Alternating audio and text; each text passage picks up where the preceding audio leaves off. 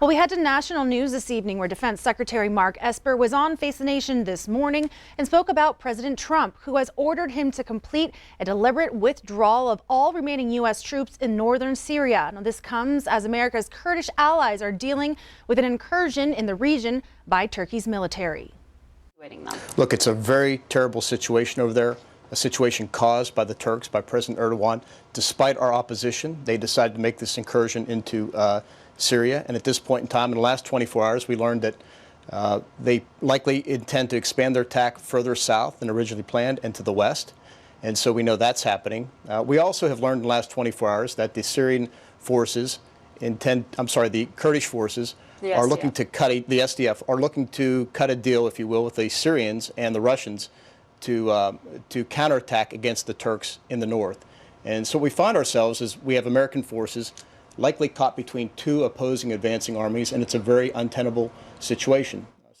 Now, when asked to respond to videos showing the Kurds being executed by the Turks, the secretary replied that if what the videos show are true, then they will be considered to be war crimes. Well, over here in Billings, a big annual event, the Nile, which started as an event to showcase the livestock industry. This afternoon, young ranchers continued the tradition. The Northern International Livestock Exposition, or the Nile, started in 1967. 4-H and future farmers of America showed their best at the Junior Fed Market Steer Show. The animals will be sold on Monday at the Nile. The Nile started on Saturday with a week's worth of events, which has always included the young ranchers. These kids buying these calves at a very young age. It's a year-long project of them feeding these calves and preparing them for this moment. The Nile is more than a rodeo. We are a stock show as well, and we've been going for 52 years. A week-long good time. Well, travelers flying out of Bozeman Yellowstone International Airport have a new option now. The airport announced today Delta Airlines will begin offering direct flights to Seattle later this year. Now, Delta will join Alaska Airlines in offering direct flights to Seattle-Tacoma International Airport. Airport Director Brian Springer says Delta's new flight creates competition, which is good for the consumer. Well, I think the airport's kind of reached a threshold where our growth now includes airlines looking at competitive markets, and I think that Delta found opportunities in the Seattle market where they also have a large operation, and they see opportunities even though Alaska Airlines is also flying that route. Delta's direct flights to Seattle will begin in December, and tickets will be as low as $64 one way. Turning now to weather with Rob Griggs. I mean, wow, is it absolutely gorgeous outside? And we should probably show off the good weather, huh? Well, you know, we've had one of those days where people are actually getting outside and enjoying it. Ideal conditions, and yesterday was a pretty day too. Yeah. Check out this picture that I got from Molt. That's looking over toward the Beartooth Mountains. Tammy Hochhalter snapped that one. Wow, just, you know, some days, even in the wake of all the winter that we had here last week, some days you just know why you love this place. Here's an interesting one, an albino deer out on the west end of Billings. You notice the mouthful of green grass there. Kathy Ray snapped that picture for us.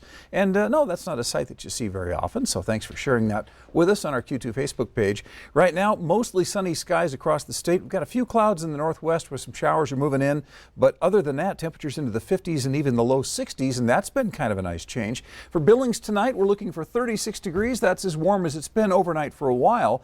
Partly cloudy skies, southwest winds 5 to 15 miles an hour. We'll talk about what the work week looks like, Columbus Day and beyond, in just a moment. Zoe. Thank you, Rob. I don't think I've ever seen an albino deer. It was pretty cool.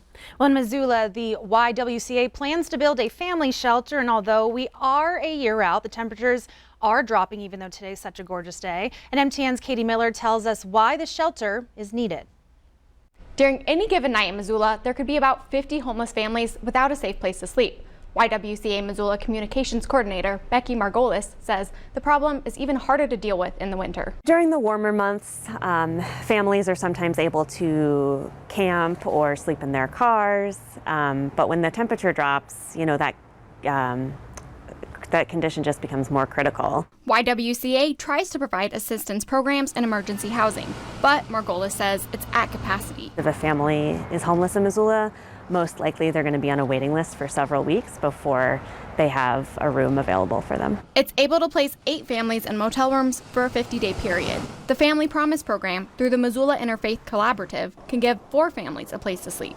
That's just about 12 families at a time that can be served, and the reality is that there's dozens more that probably don't have a safe place to stay. She says Missoula has the highest number of homeless families in the state and is the only metropolitan area that doesn't have a family shelter. This is an issue that we should all care about, and it really affects all of us.